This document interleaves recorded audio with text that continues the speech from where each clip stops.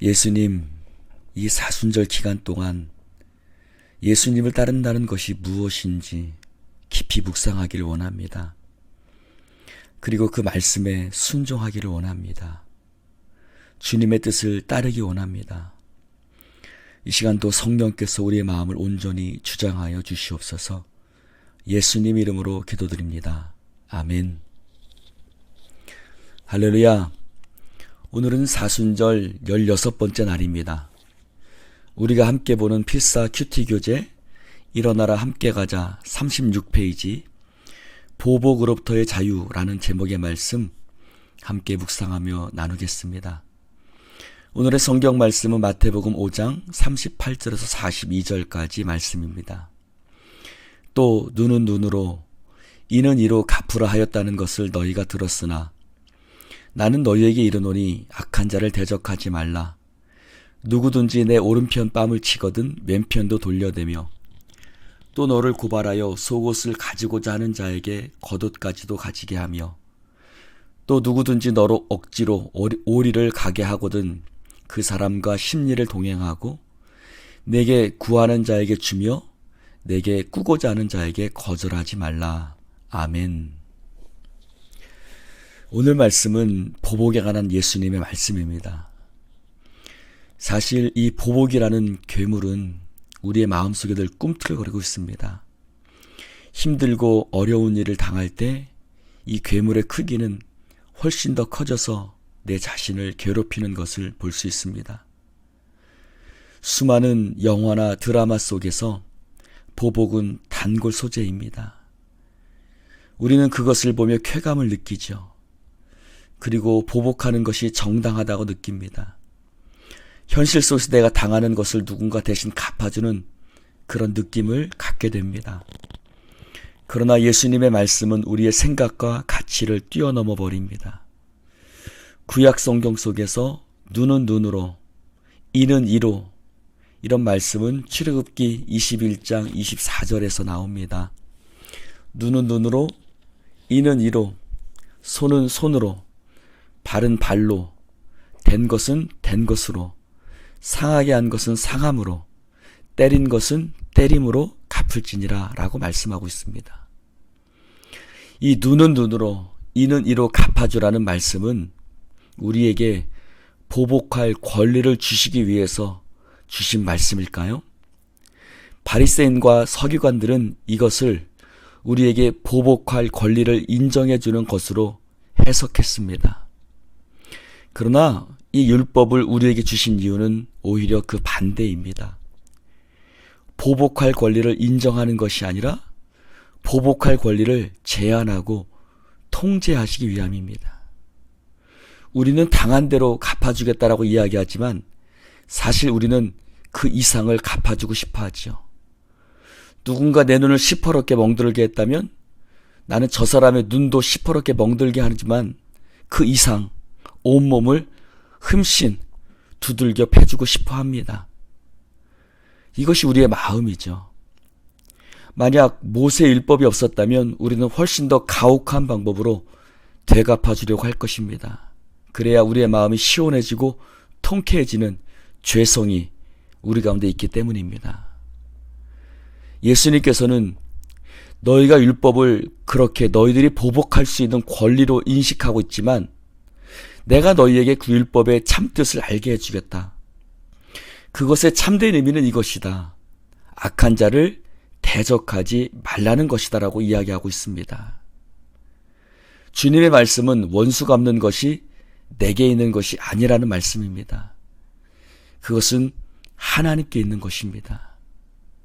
우리가 지난 수요일에 요엘서 마지막 부분 살펴본 것처럼 하나님께서는 이스라엘이 피 흘림 당한 것을 하나님께서 갚아주시겠다고 말씀하고 있습니다. 신명기에서도 하나님께서는 친히 원수에게 보복하시겠다고 말씀하고 있습니다. 신명기 32장 35절에 그들이 실족할 그때에 내가 보복하리라. 그들이 환난 날이 가까우니 그들에게 닥칠 그 일이 속히 오리라고 말씀하고 있습니다. 사도 바울도 이 신명기의 가르침을 로마서에서 가져오고 있습니다. 너희가 직접 원수를 갚지 말고 하나님의 진노하심에 맡기라고 우리에게 가르치고 있습니다. 그것을 가장 잘 보여준 것이 바로 다윗입니다. 다윗은 사울에게 억울하게 고통당했습니다. 생명의 위협을 받으며 쫓겨다녀야 했습니다. 그가 그렇게 쫓겨다닌 이유는 사람들의 말, 사울이 죽인 자는 천천히요, 다윗의 죽인 자는 만만이라는 그 말씀, 그 말들 때문이었습니다. 그러나 다윗은 자신의 손으로 원수를 갚지 않습니다. 기회가 주어졌지만 오히려 그는 하나님이 그것을 기뻐하시지 않는다고 고백하며 원수 갚을 기회를 사용하지 않습니다. 하나님께서는 그런 다윗을 가리켜서 내 마음에 합한 자라고 말씀하십니다. 하나님께서는 눈은 눈으로, 이는 이로 갚는 것, 나를 괴롭히는 악한 자를 대적하는 것을 기뻐하시는 그런 하나님이 아니신 것입니다. 주님께서는 이제 모세율법을 적극적으로 해석하고 계십니다. 하나님 아버지의 마음을 우리에게 보여주고 계신 것이죠. 오른밤을 치는 자에게 왼밤을 돌려대고, 속옷을 달라고 하는 이에게 겉옷까지 주고, 억지로 오리를 가고자 하는 이에게 십리를 가고, 구하는 자에게 꾸어주고 꾸고자 하는 자에게 거절하지 말라고 말씀하고 있습니다. 우리는 주님의 말씀을 들으며 이미 마음속에 아니요, 난 못합니다 라고 말하고 있는지 모릅니다. 주님의 말씀을 우리의 삶 속에서 적용하는 것은 불가능하다고 생각할지 모릅니다. 그러나 이것은 하나님이 우리에게 주시는 마음이 아닙니다. 이것은 사탄이 우리에게 주는 마음이죠. 예수님께서는 우리에게 불가능한 것을 말씀하고 있지 않으십니다. 예수님께서는 베드로에게 이렇게 말씀하십니다. 아무든지 나를 따라오려거든 자기를 부인하고 자기 부인의 십자가를 지고 나를 따라오라고 말씀하고 있습니다. 이것은 무슨 말씀입니까? 자아를 깨트리는 십자가를 질 때에 우리가 진정으로 예수님을 따를 수 있다라고 말씀하시고 있는 것입니다. 이것은 거듭난 자의 모습입니다. 사람이 물과 성령으로 거듭나지 아니하면 하나님의 나라를 볼 수 없는 것입니다. 이것은 육신을 따르는 삶의 모습이 아닙니다. 성령을 따르는 자의 모습입니다. 육체의 소욕은 성령의 소욕을 거스리고 성령은 육체를 거슬러서 이 둘은 서로 대적한다라고 말씀하고 있습니다. 이것은 예수님을 깊이 생각하는 사람의 모습입니다. 예수님을 깊이 생각하는 사람은 예수님의 발자취를 따르게 돼 있죠. 이 사순절 기간 동안 우리가 이 사순절을 지켜가는 이유와 목적도 바로 예수님의 발자취를 따르기 위함입니다. 우리가 읽는 이 교재 속에서 사순절 기간 동안 이 말씀, 산상수훈의 말씀을 왜 두었는지 그 의도를 알 수 있는 말씀입니다. 마틴 로이드 존스 목사님은 이 말씀들이 내 안에 있는 나의 자아를 똑바로 보게 만드는 말씀이라고 해석하셨습니다. 우리 안에 자아가 있지요. 아닌 것처럼 행동하지만, 나의 자아가 다 깨어진 것처럼 말하지만 사실 그리스도인들에게는 여전히 자아가 살아있습니다. 그래서 누군가 나에게 억울하게 해를 가한다면 우리는 그것을 참지 못합니다. 우리 안에는 보복정신이 있습니다. 대갚아주고 싶은 마음이 우리 안에 여전히 있는 것입니다. 그런데 주님은 우리에게 왼밤을 돌려대라고 말씀하고 있습니다. 자아를 죽이고 나를 모욕하는 자를 인자하게 대하라는 말씀입니다. 고발하여 속옷을 달라고 하는 이에게 겉옷까지 주라고 말씀하고 있습니다. 우리 안에는 어떤 자아가 있습니까? 나의 권리를 빼앗기지 않으려는 그런 마음이 여전히 존재하고 있는데 그 자아를 똑바로 보라고 말씀하고 있는 것입니다. 나의 속옷을 주라고 송사할 수 있습니다. 그러나 겉옷까지 요구할 수 있는 권리는 존재하지 않습니다. 우리의 권리가 침해받을 때 우리는 굉장히 민감해하지요. 있을 수 없는 일이라고 펄쩍펄쩍 뜁니다. 억지로 오리를 가고자 하는 이에게 십리를 가라 라는 말씀도 같은 맥락입니다. 이것은 그럴 필요가 없지요. 그럴 필요가 없는 말씀입니다. 그러나 주님은 당연한 나의 권리, 당연한 나의 요구를, 내가 당연하게 요구할 수 있는 것들을 내려놓으라고 말씀하고 있는 것입니다. 우리의 자아가 손상되는 것 같고 나의 자존심이 용납하지 못할 때 자기를 사랑하는 마음, 자기를 존중하는 마음을 내려놓으라고 말씀하고 있습니다. 자기를 진정으로 존중히 여기는 것은 낮아지는 것입니다. 자기를 진정으로 존중히 여기는 것은 주님의 말씀을 존중히 여기는 것입니다. 하나님께서는 자기를 낮추는 자를 높이시고 하나님을 존중히 여기는 자를 하나님께서 존중히 여겨주신다고 말씀하고 있습니다.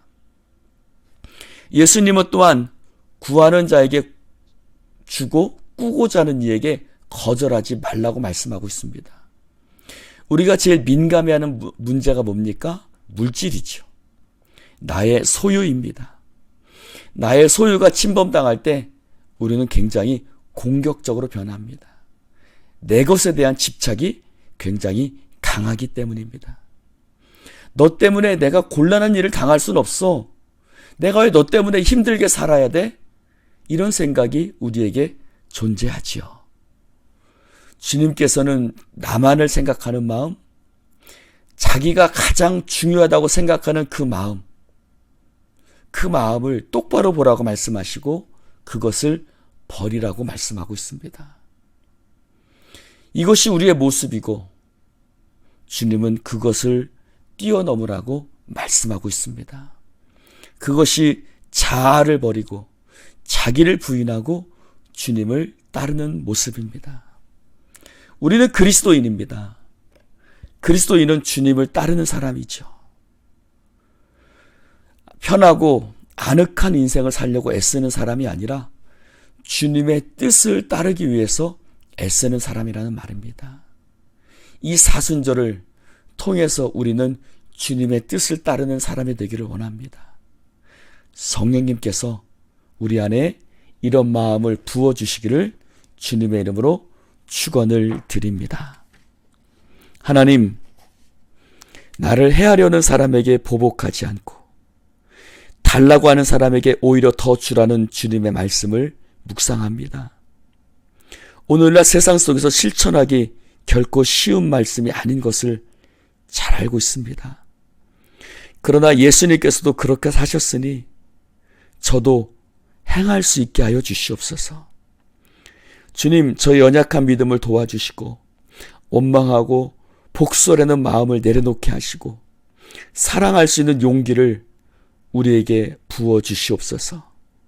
주님, 저를 도우사 도움이 필요한 이들의 요청을 외면하지 않게 하시고 주님, 계산이 아닌 하나님의 말씀을 따라 살아갈 수 있는 믿음의 사람이 되게 하여 주시옵소서. 예수님의 이름으로 기도드립니다. 아멘.